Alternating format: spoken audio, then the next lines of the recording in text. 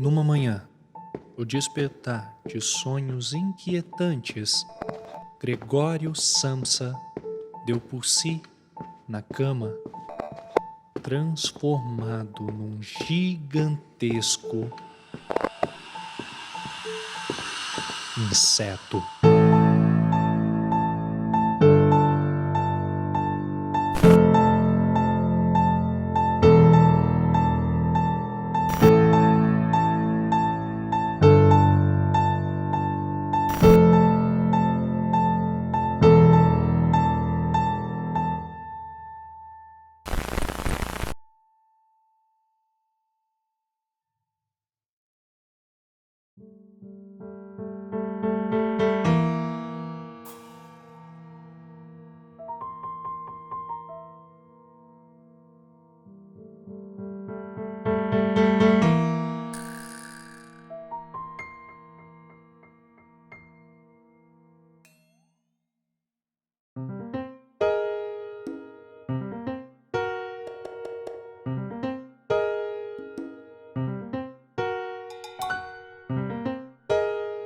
Estava deitado sobre o dorso tão duro que parecia revestido de metal. E, ao levantar um pouco a cabeça, divisou o arredondado ventre arqueado, sobre o qual a colcha dificilmente mantinha a posição, e estava a ponto de escorregar. Comparadas com o resto do corpo, as inúmeras pernas, que eram miseravelmente finas, agitavam-se desesperadamente diante de seus olhos.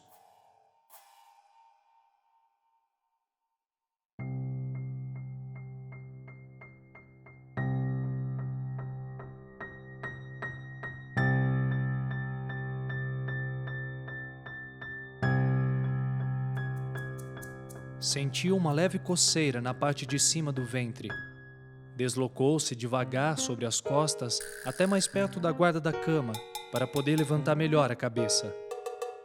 Encontrou o lugar onde estava coçando, ocupado por uma porção de pontinhos que não soube avaliar.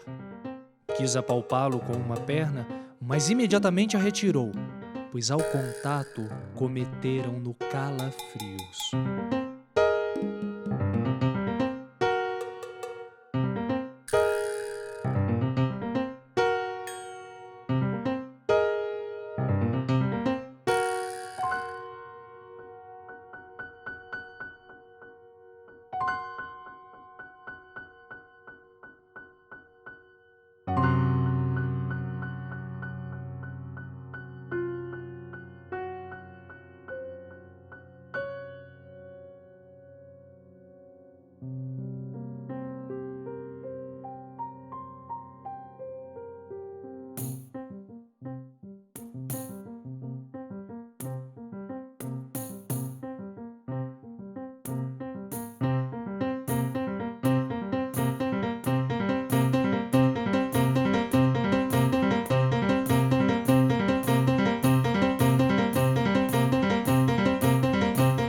Afastar a coberta foi muito simples. Precisou apenas se inflar um pouco e ela caiu sozinha. Mas daí em diante as coisas ficaram difíceis, em particular porque ele era incomumente largo. Teria necessitado de braços e mãos para se erguer. Ao invés disso, só tinha as numerosas perninhas que faziam sem cessar os movimentos mais diversos e que, além disso, ele não podia dominar.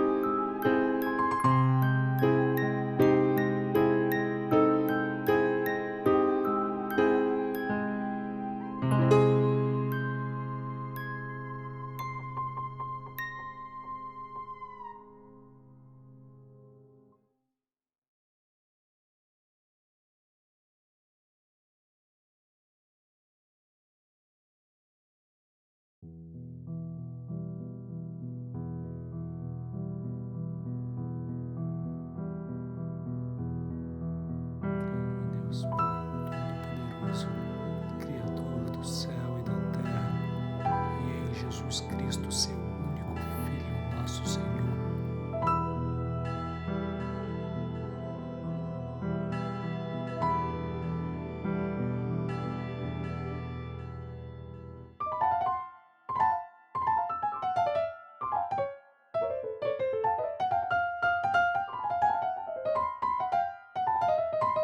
Uh, uma rajada de vento penetrou pelas escadas, agitando as cortinas da janela e agitando os jornais que estavam sobre a mesa, o que fez que se espalhassem algumas páginas pelo chão. Impiedosamente, o pai de Gregório obrigava-o a recuar, assobiando e gritando como um selvagem. Mas Gregório estava pouco habituado a andar para trás, o que se revelou um processo lento.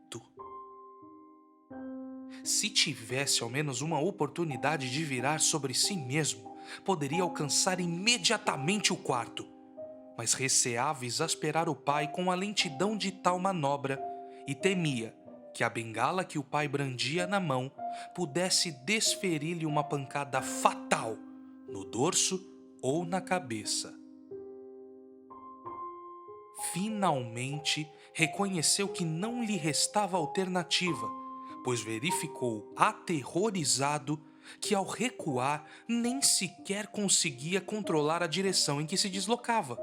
Assim, sempre observando ansiosamente o pai, de soslaio, começou a virar o mais rapidamente que pôde, o que na realidade era muito moroso.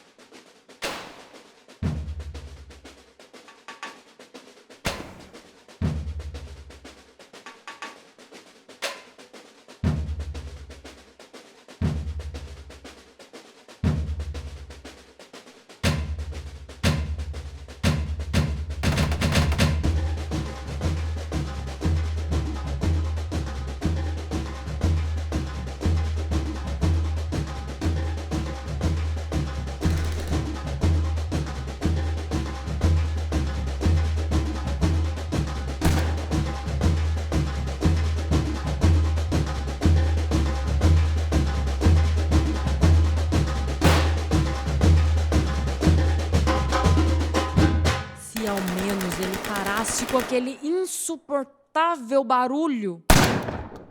Era uma coisa que estava a ponto de fazê-lo perder a cabeça. Quase havia completado a rotação quando o barulho o desorientou de tal modo que tornou a virar ligeiramente na direção errada. O pai não estava em estado de espírito que lhe permitisse essas substituições. Mal o avistou, gritou um "ali!", simultaneamente irado e exultante. Gregório afastou a cabeça da porta e virou-a para o pai. Estava ali, de pé firme, e sob as espessas sobrancelhas brilhavam-lhe os olhos pretos, vívidos e penetrantes.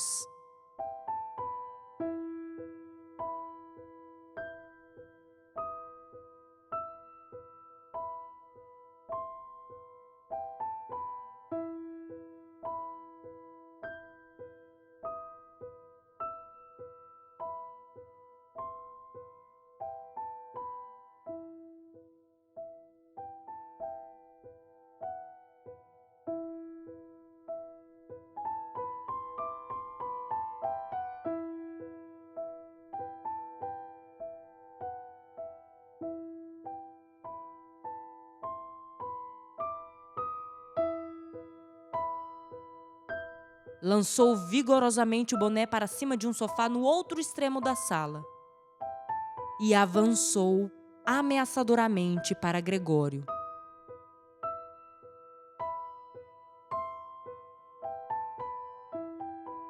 Nessas condições, desatou a fugir do pai. De súbito, sentiu embater perto de si e rolar à sua frente qualquer coisa que fora violentamente arremessada. Era uma maçã, a qual logo outra se seguiu. Uma delas, arremessada sem grande força, roçou o dorso de Gregório e ressaltou sem causar-lhe dano. A que se seguiu, penetrou-lhe nas costas.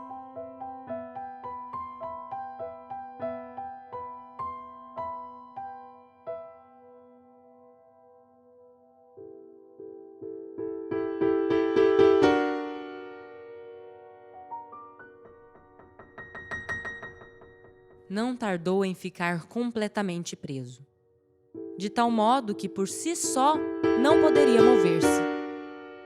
Com as pernas de um dos lados a agitarem-se tremulamente no ar e as do outro penosamente esmagadas de encontro ao assoalho.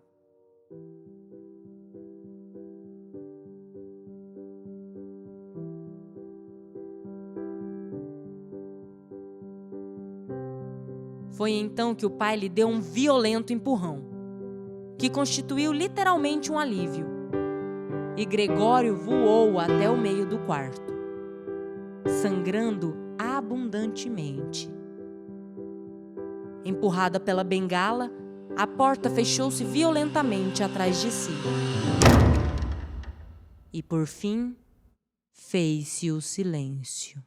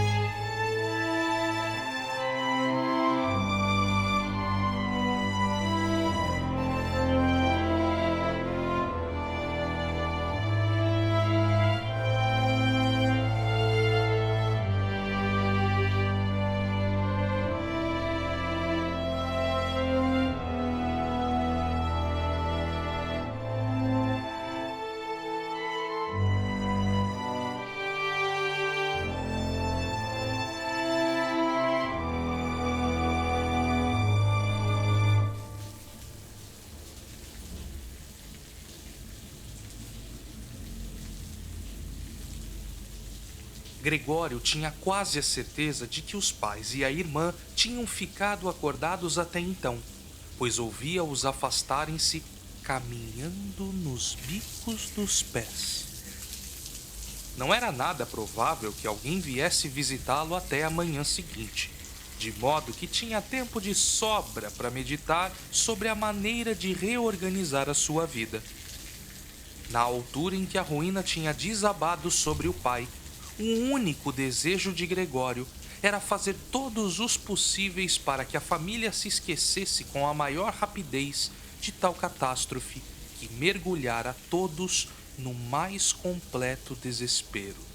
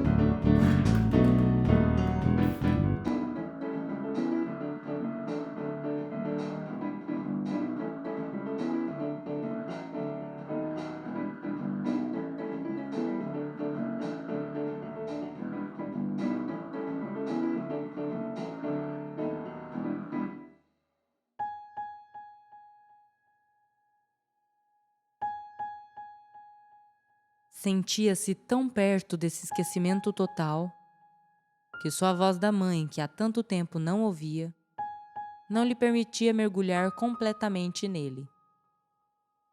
Nada devia ser retirado do quarto, pois era preciso que ficasse tudo como estava, pois não podia renunciar à influência positiva da mobília no estado de espírito em que se encontrava.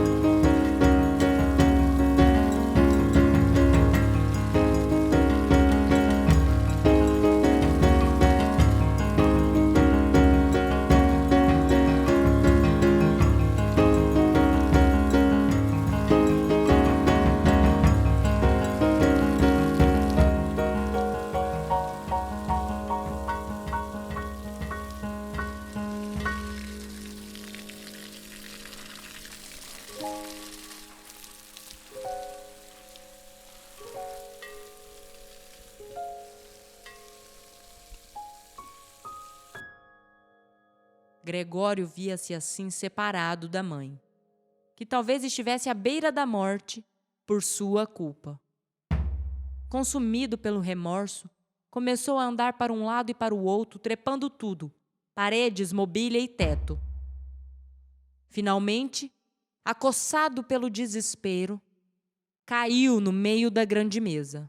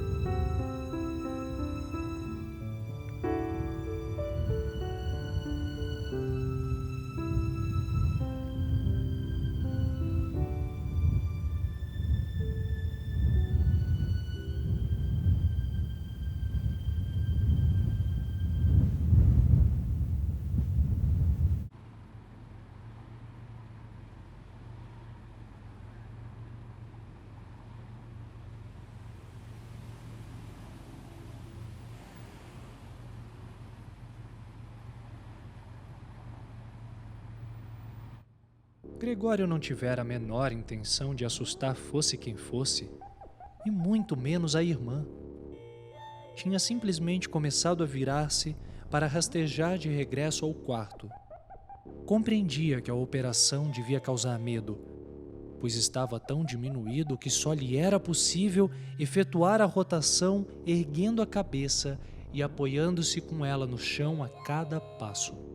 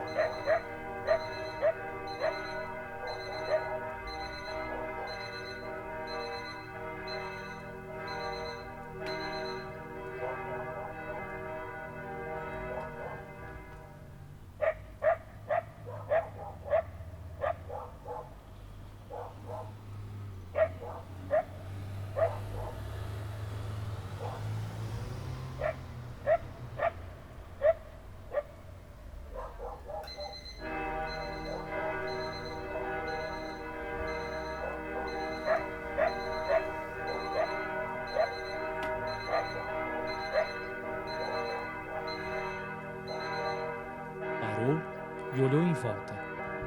Pareciam ter compreendido a pureza das suas intenções, e o alarme fora apenas passageiro.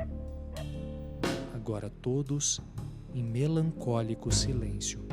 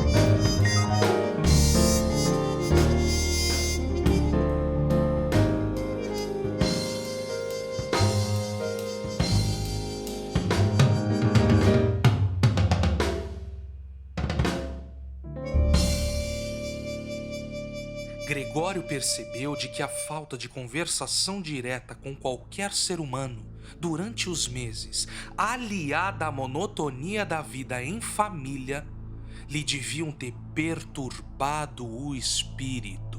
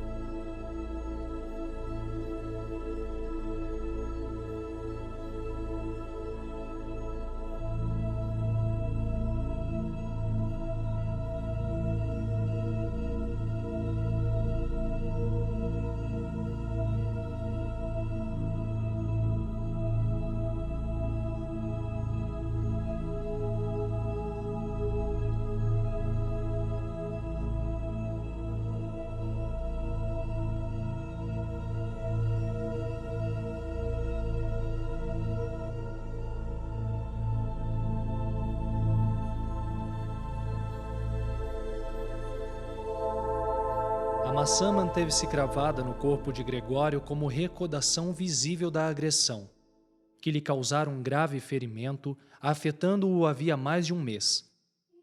A ferida parecia ter feito que o próprio pai se lembrasse de que Gregório era um membro da família, apesar do seu desgraçado e repelente aspecto atual, não devendo, portanto, ser tratado como inimigo. Pelo contrário, o dever familiar impunha que esquecessem o desgosto e tudo suportassem com paciência. De manhã, ao chegar, a empregada, com toda a força e impaciência, batia sempre violentamente com as portas, por mais que lhe recomendasse que não o fizesse, pois ninguém podia gozar um momento de sossego desde que ela chegava. Não viu nada de especial ao espreitar, como de costume, para dentro do quarto de Gregório. Pensou que ele se mantinha imóvel de propósito, fingindo-se amuado, pois julgava-o capaz das maiores espertezas. Tinha à mão a vassoura de cabo comprido. Procurou obrigá-lo a pôr-se de pé com ela, empunhando-a à entrada da porta. Ao ver que nem isso surtia efeito, irritou-se e bateu-lhe com um pouco mais de força. E só começou a sentir curiosidade depois de não encontrar qualquer resistência. Compreendendo-se repentinamente do que sucedera, arregalou os olhos e, deixando escapar um assobio, não ficou mais tempo a pensar no assunto. Escancarou a porta do Sansa e gritou a plenos pulmões para a escuridão: Venham só ver isso! Ele morreu! Está ali, estendido, morto.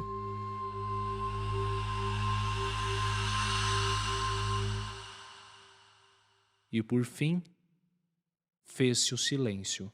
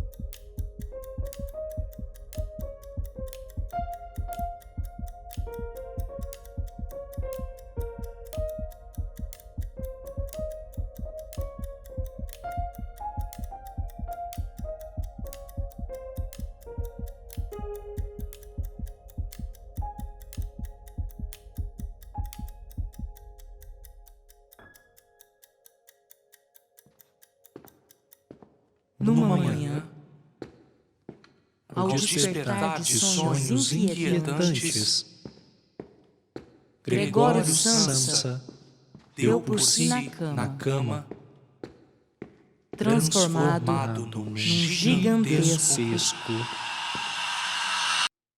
inseto.